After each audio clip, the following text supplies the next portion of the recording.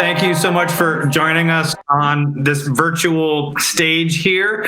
For those of you who don't know, I'm being joined by Shaylee Adinolfi from Consensus, who has written extensively about central bank digital currencies and is currently working to sort of help build that future out, and Peter Munnings of Hora, who recently signed a really exciting deal to work with 5 central banks to help build what might be the future of central bank issued digital currencies. My name is Michael Del Castillo. I'm associate editor at Forbes, specializing in blockchain and cryptocurrencies, and lately have really been gravitating towards the work that central banks are doing in some people's eyes to leverage the best that blockchain has to offer, and in other people's eyes to undermine all the great progress that cryptocurrencies are making without central banks. So I think it's a really exciting space. There's a lot of controversy, a lot of potential benefits, and we've got 2 great leaders in the space to talk to about that today. With such an informed audience as I know that we have at the Ethereal Summit, I'm usually loath to start off with defining terms because everyone is so well informed. But with central bank digital currencies, I think it's particularly important to make sure that we're all on the same page with 2 particular words there, which are digital currencies. The reason why I think that's important is because, as we all well know, it's been a long time since any of us has received a paper paycheck. Many of us aren't taking paper dollars or euros or any other currency out of our wallets to pay for anything. We've been receiving digital money for a while, and we've been spending digital money for a while.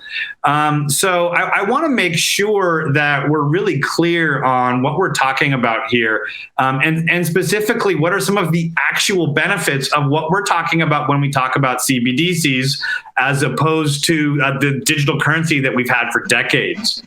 So I kind of want to start off with just an open question to both Shaylee and Peter. When we talk about a central bank digital currency, how is that different than the digital currencies that central banks have been working with for years in a pre-blockchain world? Peter, you want to go ahead and start? Sure. So I think central banks, it's true, have been working with digital currency. We call it the wholesale or interbank market, which allows banks to pay each other. The money that you receive in your bank account is commercial bank money. And the real benefit, which Shelley can talk about on the retail side, is central banks being able to replace or substitute the physical cash that you would have in your wallet with digital cash. And that is directly issued by the central bank. So that comes from the central bank to you, and it would be much like holding Bitcoin or Ether in a digital wallet. You would hold the private keys for that. You'd be able to spend that, but it's backed by the central bank, just like notes and coins are backed by the central bank. The benefit on the wholesale side is that wholesale interbank systems currently are only designed around one currency. There's a US system, there's a UK system, there's a Euro system, there's a South African system, etc. What the exciting thing about the distributed ledger version of these, or the blockchain version of these, is that they're being designed from the ground up to be interoperable, and that's a brand new thing. That's something we haven't ever had before, and because they're interoperable, you can do stuff intraday, you can do stuff during the day, you can do stuff almost immediately that you would never been able to do before. So we're fortunate in the sense that your work, I'm addressing both Peter and Shaylee, sort of represents flip sides to that coin. No pun intended there. Peter, you've been largely focused at Hora on the wholesale level. So why don't we start off kind of focused on that layer of central bank digital currencies, the wholesale layer.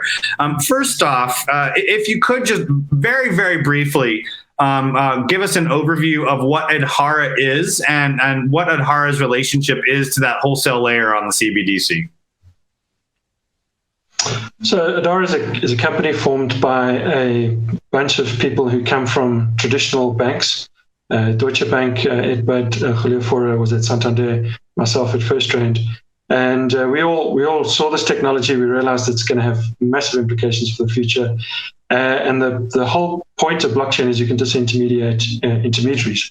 And in the cross-border payment space, in the even in the interbank settlement space, in many of the business applications, there are intermediaries. There's friction in settling trades, and blockchain has the potential to get rid of a lot of that friction, to take out some of those intermediaries, and to simplify the whole process.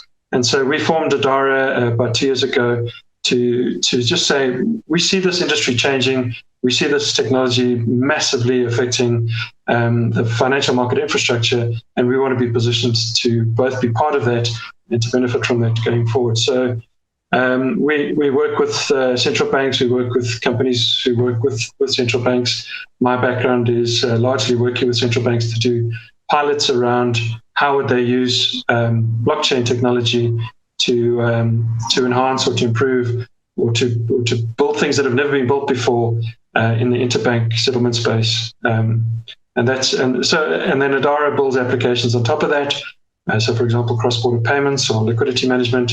Before Peter, I do want to get into some of those details, especially some of the exciting projects that you're working on. But before we do that, I want to ask Shaylee if you could kind of unpack a little bit more about Consensus's focus, and if Hora is really at the wholesale level there, looking at improving the way that the current financial infrastructure is interoperating. What is Consensus's target down at the retail level? Right. So for us, we are definitely focused on the retail side, and that's digital banknotes minted and burned by the central bank, distributed to individuals and businesses.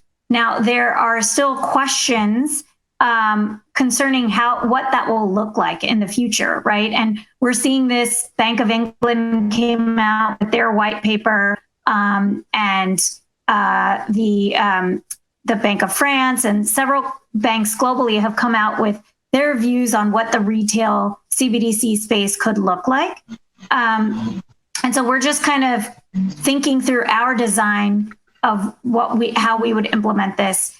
One question, I think we are starting to see trends in the two-tiered model of CBDCs. So commercial banks and service providers would be the distributors of CBDCs, while the central banks would be minting and burning, right? But I think it is an interesting monetary tool for central banks to have that ability to distribute funds directly to citizens and businesses at the same time. So that there's going to be a balance of that. We're looking at privacy versus transparency and other features. So I do want to get into some of those design choices that you're considering, and perhaps a couple that you've more formally made. But before we drill into that detail, I want to come back to Peter here and ask you, Peter, if you could kind of unpack a little bit more of the concrete work that you've done so far, because at Hora and yourself, even before at Hora, have done some real work with central banks. And I think there is a lot of skepticism out there about how central banks are interacting with the technology. As we're picking apart that acronym, we started by picking apart the DC, the digital currency, but I think it's also interesting to pick apart the C, the central. Central bank in a decentralized world is sort of a contradiction in terms. So as people approach central banks' interest in a decentralized technology, what are you seeing on the ground in the real world? So, I mean, I've been very fortunate. I previously did work for Consensus and was involved with Project Ubin with Consensus, which was the Monetary Authority of Singapore, the Central Bank of Singapore. They've been running that for a number of years, and we did some very, very exciting work with them. I then ran the project Korka, and Korka is an African language word meaning pay.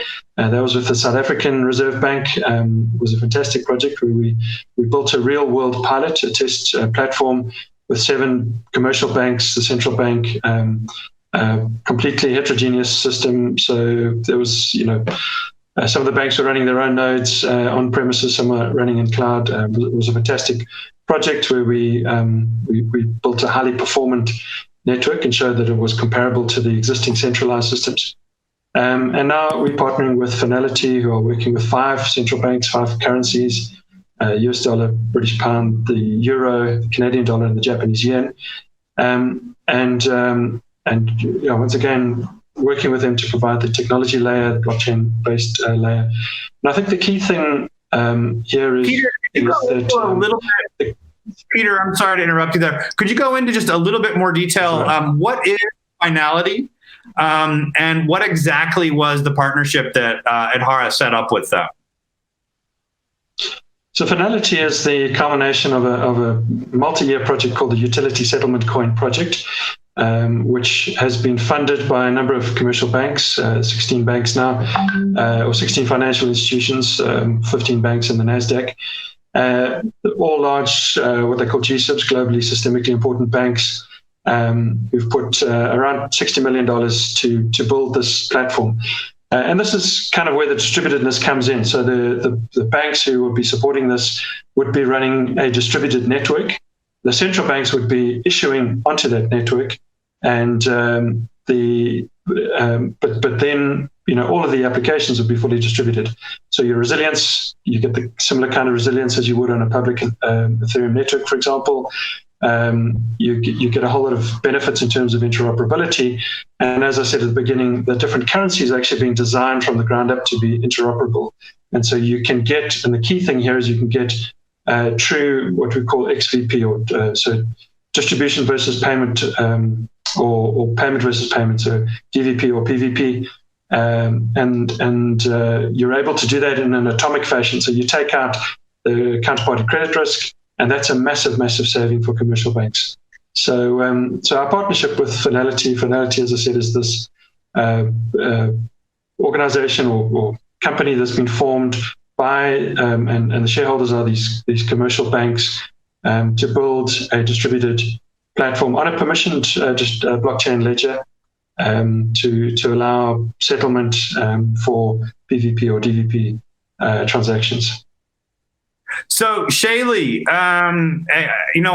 moderators love when panelists go after each other because everyone loves some excitement there. Forgive me for being a little antagonistical here, but what do you think about, Hora working with banks, working with existing central banks, working with some of the people that in the early days were kind of considered the competition? Right. I actually think it's fantastic. I'm not going to fall for that one. I think banks need choice. Aetherium is offering a fantastic product. And I think what we're doing at Consensus and what Aetherium is doing is very complementary because, their focus on the wholesale side, our focus on the retail side, there is some overlap but there are definitely differences. So the world is big. There's enough room for all of us here. Your Hora is, admittedly, Peter, I'm sorry to be antagonistical. I actually find Hora's work very, very interesting. And I am very intrigued with central bank use of blockchain. But Consensus is targeting a different layer. They're kind of not looking so much exclusively at banks, though obviously banks are involved, but more at the retail layer. People like me and you, our moms and dads, their relationship with money.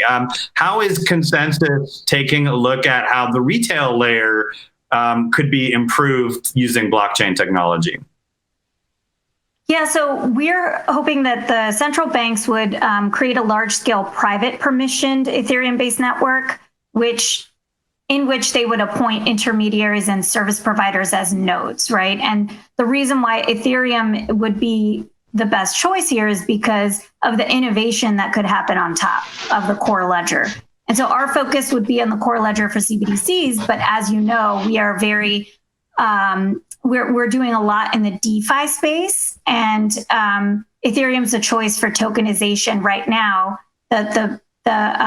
because of the standards, the large developer network, the adoption rate across the world. So, that's, I think in the short term, we're going to be focused on private permissioned, and eventually we'll see integrations in the public space, but that could take a while. So when I had asked Peter to kind of help us define the term CBDC, I thought it was interesting that the example he gave was, replacing the dollars that are in our wallets. To a large degree, those dollars are already replaced, right? I kind of keep some paper money in my wallet in case of an emergency, maybe for tipping purposes. But for the large part, that money already is replaced. So could you talk to us a little bit more? I think we really need to be clear about how life would be different, how the user experience would be improved if the money that is already largely digitized was leveraging blockchain technology.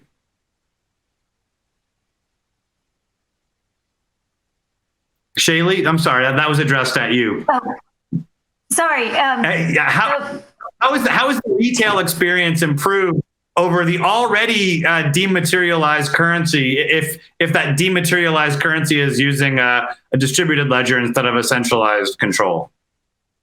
Right. So I think because of the decline in cash, central banks are, I think on the end user side, you may not see a big change initially, right? But it's an option, and eventually, there will be the capability for people to transact in digital currencies, and then for businesses to give payroll payments, to people using digital currencies directly minted by the central bank. So there will be a shift in the payments landscape. I don't think users will feel that much of a difference if they're already using things like PayPal, Venmo, but it'll just be a different option. For financial inclusion, it may be beneficial. It depends on the devices that people have that are financially excluded to date. And I think in cases, it remains to be seen. Behavior change is going to take time, and also policies, the roles of different actors in the ecosystem will change. So I think for end users, it may result in more innovative financial products that they get to see at different levels and different types. So just remains to be seen, I think. Okay, so there is one specific. Maybe jump in here. Yeah. So in a first world context, I think Shadi's right. In a third world context, and there's been lots of studies in third world countries where people are being paid a social grant or getting money into their account, and the first transaction they do is they go to an ATM and they draw the entire amount out as physical cash. And there's two reasons for that. One, they don't trust what's going on the bank account. They don't understand that. And two, they can't see it. There's no visibility. So if they walk into a store and they're buying a bag of groceries, and the bag of groceries, let's say they've got $100 in their account, and the bag of groceries comes to $101, and their card swipe is declined. For you and I, we would reach for the other card, the one our wife doesn't have access to, or whatever it is. But for most people in the world, they don't have that luxury. They don't have that option, and so and so they sit there embarrassed. Now they don't know, is it $1 over or is it $100 over? They're not sure. By holding the physical cash, they can see exactly what's going on. And the whole point, I think, of digital cash is that it would reside in a way that's, one, visible, two, it's backed by the central bank, so there's it's issued directly to them.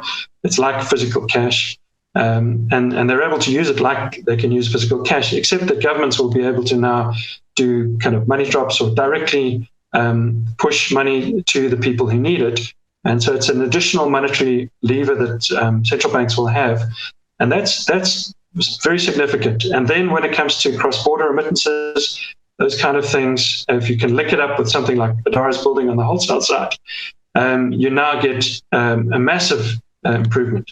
So we know that cross-border payments throughout the third world is very expensive and very slow, and you potentially could change that. So So I would disagree that life is not going to change. I think life may not change for some first world environments, but in the third world environments, I think we have the opportunity now to frog leap some technology and bring a real change to people's lives. And certainly at Adara, we're aware of that, although we're not working directly.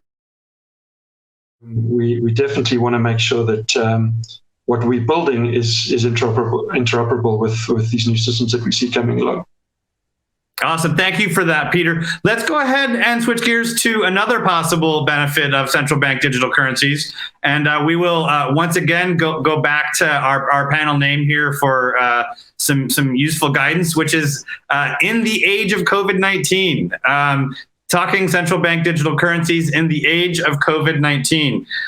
For just a little bit of context there, I think that it's worth pointing out that we saw a fascinating intersection between the wholesale world and the retail world of central bank digital currencies in some of the early drafts of legislation that was created in the US by lawmakers that were looking to take advantage of the fact that there was this multi-trillion-dollar stimulus package that had just been approved. And for the first time in recent memory, lawmakers, central bankers, and other elected officials were asking, how do we get this money in people's hands? And the concept of the digital dollar exploded into mainstream consciousness. We had some stories at Forbes that were getting multiple millions of views, which is incredibly rare. That the world is paying attention to digital dollars, and COVID-19 is one of the big triggers in that interest. So, the open question. What were you seeing there? Some really interesting laws were being proposed. Some are dead in the water already. Some are still going. But what are some of the benefits of getting trillions of dollars worth of stimulus money into citizens' hands by using Ethereum and other blockchains? Yeah, so I'll just start with this one. I think it planted a seed in the minds of the U.S. government, which is good. And you know, the government is big, various agencies, different perspectives on how to distribute those funds. What's the best way possible? I don't think today we're ready to distribute from the blockchain perspective at scale, right? But we are ready for proofs of concept. And I think that those will hopefully be accelerated globally with governments as a result of this emergency use case that was highlighted through things like the stimulus package and other things happening globally, right? That there will be a need potentially in the future for governments to reach citizens directly, and that there needs to be a tool that they can use to do that. Also, there were lessons learned here in the U.S. from the 2008 financial crisis, right? And how banks did well and citizens did not. And lawmakers want to make sure that doesn't happen again. Unpack that a little bit more, Shayla. I think that's really interesting when you say in 2008, banks did well and citizens did not. How would reimagining our architecture before the next crisis, before the next pandemic, perhaps change that dynamic? Yeah, I think so. It's about creating a more resilient and a ecosystem and different options for both governments and banks to use in the time of crisis, right? So that you're not reliant on any one entity.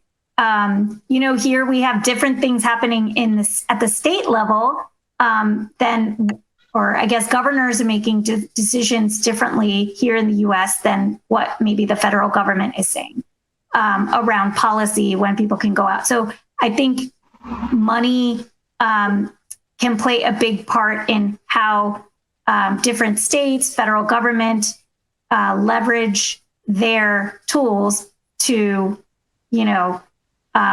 reach their citizens. It's just about optionality in times of crisis. So, Peter, you must have been watching very eagerly as we started seeing multiple bills coming out around the digital dollar concept. Can you kind of paint a picture for us about what you were doing at that moment? And as those bills started being made public, and I'll be clear, drafts of bills in large part, what were you thinking? What was your reaction? And perhaps more importantly, can you give us any insight about what your clients were thinking? How were they reacting? Yeah, so I mean, we were interacting with various treasurers kind of on those critical days. So one legislation was coming through, but two, they were just dealing with massive shifts in the market, and their hedging strategies were being put seriously under stress. And we expect this to happen again. This is probably not the last time we're going to see this kind of thing. And the realization that, intraday liquidity management, in other words, how do I manage the money that I have, I need to move around right now, today. So there are some tools, but I think what we want to do is bring much better and much broader set of tools to treasurers to be able to manage their positions and to reduce, as I said, counterparty credit risk, so that the problem with any kind of trade is let's say I need dollars and I'm offering pounds. Someone's got to go first. Someone's got to actually transfer one leg of the trade, and then the other leg gets transferred. By putting it onto a blockchain, you can now do that atomically. So in other words, either both legs will go through, or neither leg will go through. So we reduce the risk, and we can start doing these things in near real time. And as a treasurer, I can start to move the money into the right place at the right time to make sure that, for example, if margins are getting called, and traditionally I wasn't expecting to have large value of margin calls happening, and now all of a sudden those are going to be happening, and I've got to move money quickly into the right place, or my counterparty I'm starting to get majorly exposed. Being able to reduce that risk significantly by having these platforms in place is important. So I think it was more a case of the treasurer saying, hey, you've got to get the systems in place, you've got to get them through. How's it going? Where are we at? What's happening on that? They're aware that there's a huge amount of work that has been going on. We're not looking at proof of concepts. We're looking at putting robust production systems in place, and it's just a case of moving as quickly as we can at the moment to meet the needs of both central banks and commercial banks to make these systems work. So it seems to me, and please do correct me if you think this is a wrong image, but I tend to imagine central banks at the top of a financial infrastructure, with the layer immediately beneath the central banks being wholesale banking, which has traditionally been very helpful in getting money created by the central bank at the top layer into circulation at lower layers through various means, which I don't think we need to go through in this conversation. And then beneath the wholesale banking is the retail layer, which is sort of the last to receive those assets and the ones that sort of put them into use. That's the layer that's removing the money from the wallets, right? Whether or not it's digital or actual physical dollars. And when, with that sort of visual image of central banks at the top, wholesale in the middle, and then retail at the bottom, I think it's really interesting to take a look at one of the bills that was proposed, which was from Speaker Pelosi, which originally had language in it that called for a pass-through wallet, where the wholesale layer would literally be bypassed. And it started to look a little bit more in that description of what Shaylee was talking about, where central banks had more direct access to the retail layer.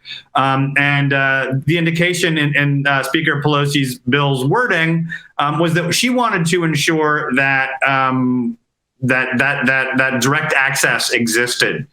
That wording was removed very tellingly. It was removed very, very quickly.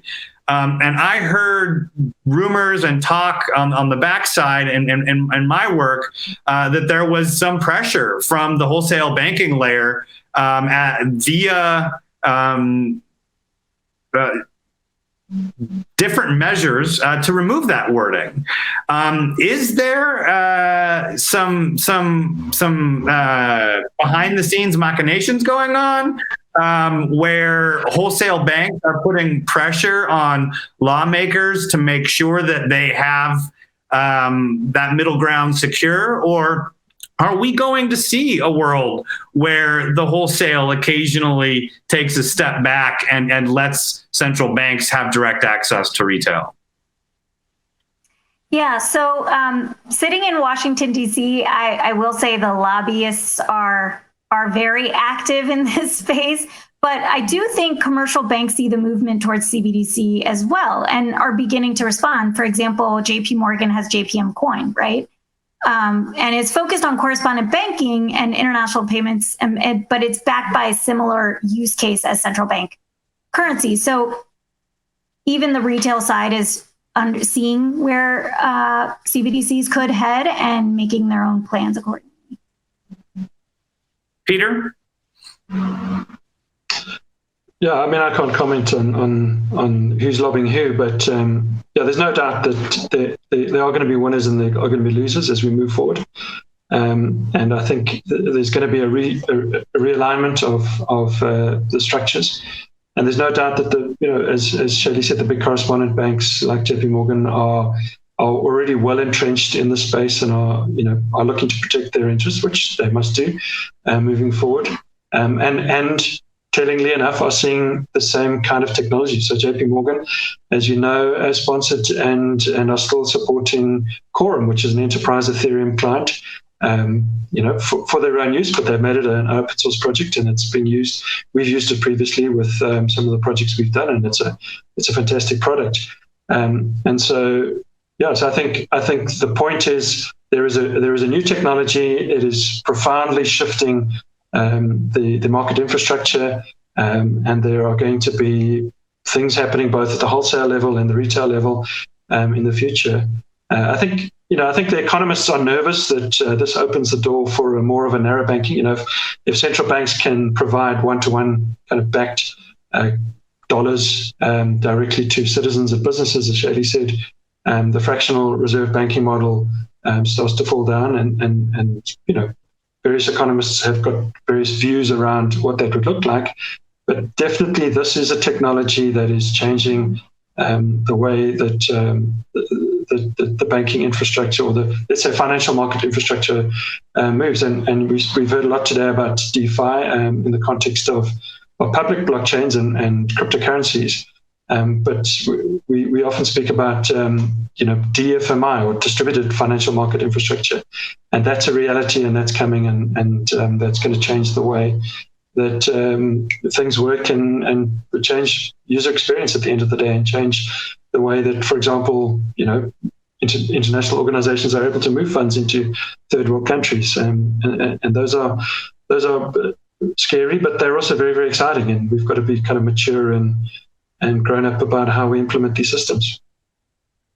Absolutely. Shelley, something Peter said I thought was really interesting about the fractional reserve model starting to fall down in that scenario. Some people would be really excited about the fractional reserve model falling down.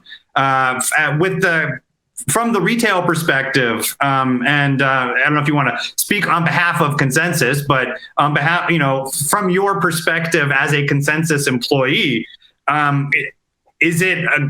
should we be concerned about the fractional reserve model falling down, or is the fractional reserve model falling down something that's sort of inherent to public blockchains and maybe why Ethereum and Bitcoin was created in the first place?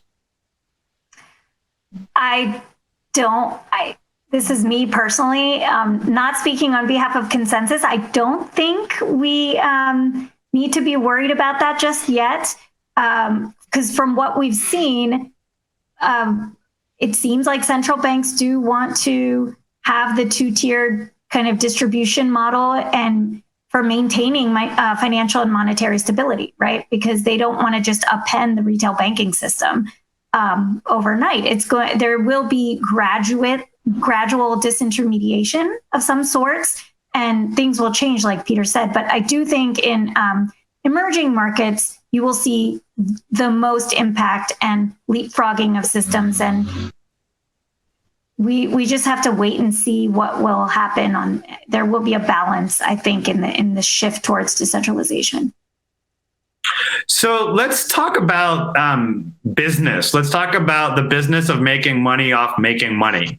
Obviously, if either of your projects were philanthropic, they would likely be very short-lived unless you can get a bunch of investors who are willing to give money for a tax write-off.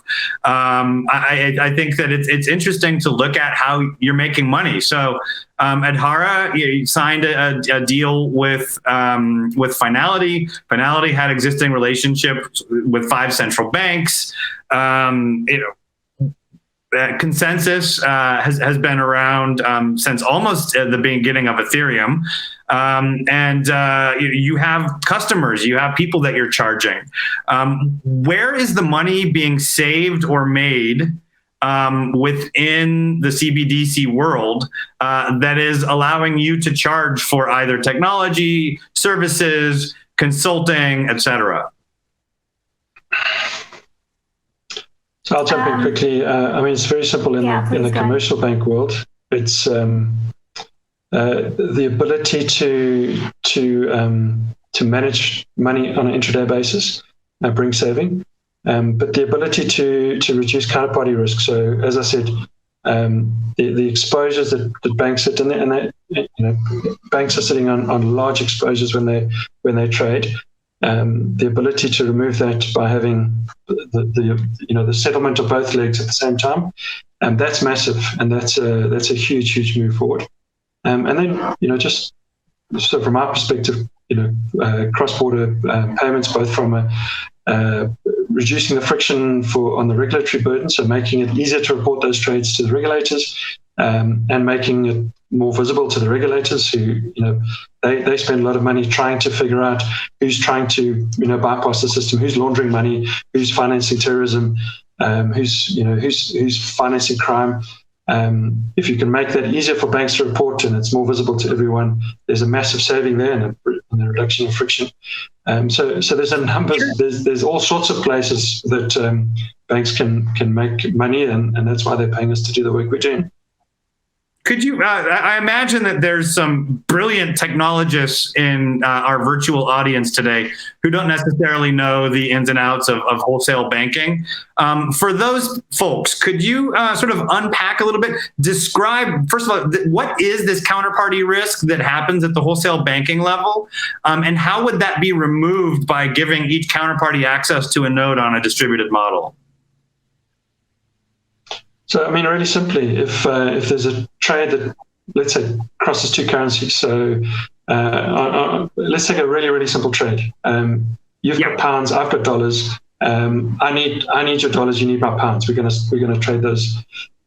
So at some point, I have to transfer those funds into your account, and you have to transfer the funds on that side to my account. And the original risk is called Herstatt risk because it was a German bank. And this was a time zone problem.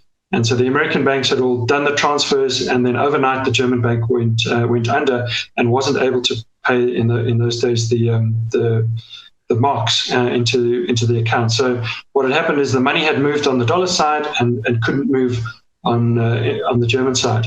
And so they were called short. And so those are the risks. And so there's massive insurance that's put in place around making sure that you're not left exposed.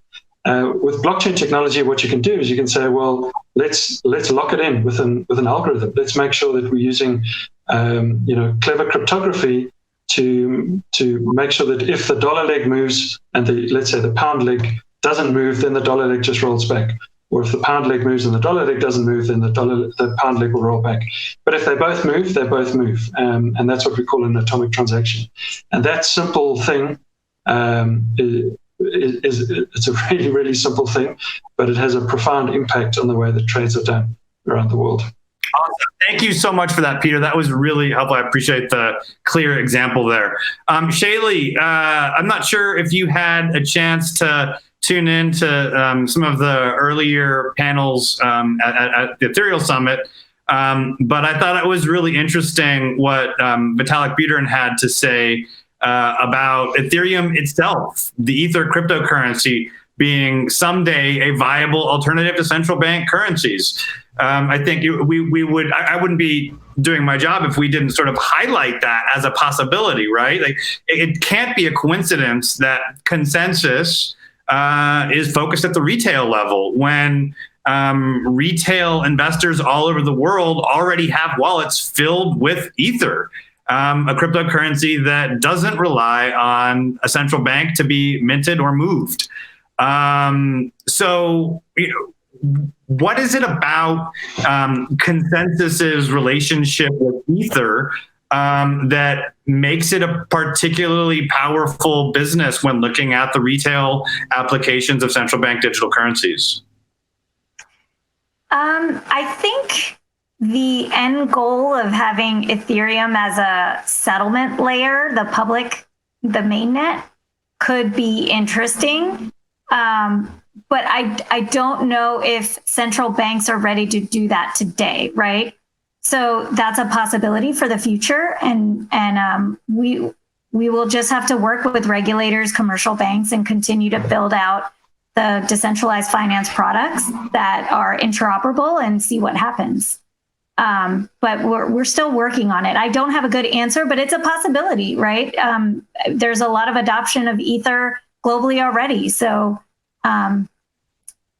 remains to be seen.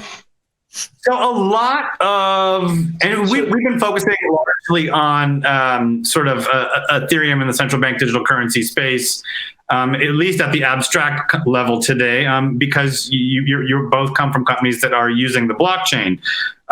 But there are non-Ethereum blockchain projects going on around the world, including within central bank digital currency. Including within central bank offices. But I do think they're largely permissioned systems. They're largely private blockchains with limited access. I think it's important to sort of note that there is this question out there as to whether or not a central bank digital currency should be some sort of a privacy strengthened implementation of a public blockchain, or if it should be a permissioned blockchain from the ground up. That's an open question. Should central bank digital currency be minted on a public blockchain? Is the technology out there yet to make sure that we're not opening up the door to a surveillance capitalist society? Or is there more nuance there? That's a good question. So it's a really good question. And I think, as Shelley said, there's no central bank in the world that would consider that at this stage. But the technology is there. There's no doubt in my mind that the ability to issue and to control the token contract into which you issue, and to make that compliant, the technology is there. It obviously hasn't been tested, and I don't think there's any appetite at this stage to do that. But the benefit of using something like Ethereum in a permissioned network is that you get all of the benefit of the day-to-day testing and the hardening of the code and the hardening of the constructs and how it's put together. A simple thing like calculating gas for opcodes. So most of the audience hopefully will know what that means. But in other words, if I do a piece of code within the Ethereum virtual machine, how much does that really cost the Ethereum virtual machine as a whole? All of that benefit comes in to permissioned Ethereum networks, as opposed to trying to build something from the ground up. So there's definitely a benefit of kind of the hardening and the testing that's going on the public network in the permission space. Shaylee, is this just a long game to get people to use Ether, or is there some more nuance there? I think there's more nuance. It's a good question. I think governments will probably, once they've seen that Bitcoin, Ethereum are here to stay, if they haven't already, they will start to adapt some of their internal systems to be able to integrate with public blockchains, right? And it won't be payments at first. Maybe it'll be digital asset related management, or settlement and trade, right? But eventually there will be some integration, and then, we'll see what happens. Great. Peter, sort of wrapping things up here, I want to turn the attention back to Hora and your work. You had a chance to go into a little bit of detail about the recent deal with Finality. Can you update us on what the day-to-day looks like there and what we might expect in the future? Basically, what are you doing now and what happens next? We're busy building, testing, making sure that the code works as we advertise on the tin. It's a very, very busy. I must say, we've been more busy during this kind of lockdown period than we expected, and I think it's partly because of the pressure to get the work done, but it's come down to a very exciting and very interesting and very robust and kind of very normal software engineering project. And it's very exciting to work in the space. We definitely do feel like we are building the future financial market infrastructure. And it's just, as you would guess, a load of, sweating the small stuff, making sure that everything works as advertised. And looking forward to seeing where it progresses in the space. Probably about as much as I can tell you at this stage. It's a fascinating project. I know that you have to navigate what you're allowed to say and not, but the quick follow-up there, is the code done? Does it do what you wanted it to do? Or are you still at the build phase right now? So at the basic level, it's done, it's working. It does what it says it does. There's all sorts of, as we interact with as Finality interacts with regulators, there's all sorts of additional questions that are being asked. There's all sorts of new and interesting use cases that are coming through. And so, as we approach those things, as you kind of take the step on the regulatory level and questions get asked on the technical level, and you need to address those and answer them. So it's kind of a bit like rolling a snowball, bits fall off, bits get added on. But there's great momentum, and so at the basic level, everything works. I mean, Ethereum has been working for a number of years, and effectively we're building smart contracts on top of Ethereum. We have built smart contracts on the top of Ethereum, and there's some integration work that's happening, but fundamentally, it works. It does what's advertised. Was 2 years ago. Sorry, Peter, I didn't mean to interrupt you there. Go ahead, Peter. Last thought there. Yeah, so as a Project Cork, we showed that banks can transfer government or central bank issued money between themselves. So it's more around how do you integrate into a securities platform, how do you integrate into other environments. So it's the peripheral work that's happening at the moment, which is very, very important. It's got to be done before you can go live with these things, but fundamentally everything works on the blockchain level. Very, very exciting. Thank you, Peter. Shaylee, can you tease us in what's next for Consensus in the world of CBDCs? Proofs of concepts, working on the design, what are the different functionalities for the central bank, for the network operator, the gateway, right? The commercial banks, large retailers. What's the design look like for onboarding and offboarding users, minting, burning, monitoring, and maintaining the network? And what's that balance between privacy and transparency? It's going to be different for each government. And we're just learning and building and, iterating on the design as we go. But I will say that, private permissioned Ethereum is available. It's ready to go. And many governments think of Ethereum as public only, but we are working very much in the private and permission space today. So just want to make sure anyone from governments listening in hear that. It's at this time that if we were on an actual stage, I would ask the audience to give our speakers a round of applause. But I don't think they can even unmute themselves to do that. So I will thank you on the audience's behalf for coming and talking and sharing your insights with us. As always, looking forward to see what you do next and seeing what central banks do as well. Thank you so much. Thank you, Michael. Bye.